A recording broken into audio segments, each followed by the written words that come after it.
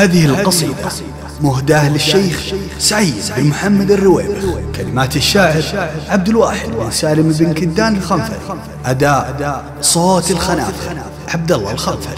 أبوي فهل الوفا والطيب والصواني، وبيوت شعري على الامداح تنخاني. أبوي فهل الوفا والطيب والصواني، وبيوت شعري على الامداح تنخاني. قال الكفو لا بغيته طرف وقريب، واليا بغيت الكفو في الصنع ينالي.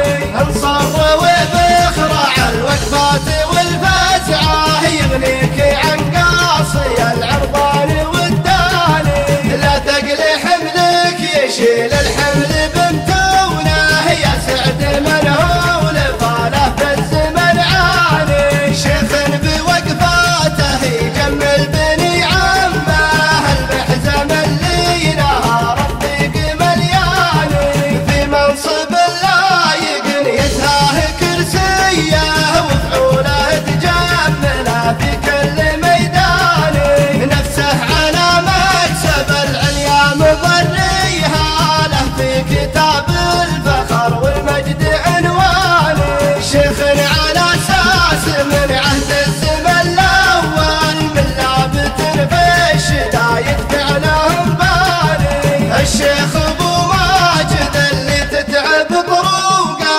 حلال صعب الامور مسبن الجاني. ما قدم العذر يوم عنينا له، باللازم الاول وباللازم الثاني. مدحت راعي الكرم والجاه والهيبه، والمدح تطرب له ابياتي وقفاني. شاعر وماري براعي الطيب وبخربه، واتعب على الطيبه ولساني احصاني. واختامها يا ابو ماجد لك تحياتي، واهديك شكري وتقديري وعرفاني. واختامها يا ابو ماجد لك تحياتي، واهديك شكري وتقديري وعرفاني.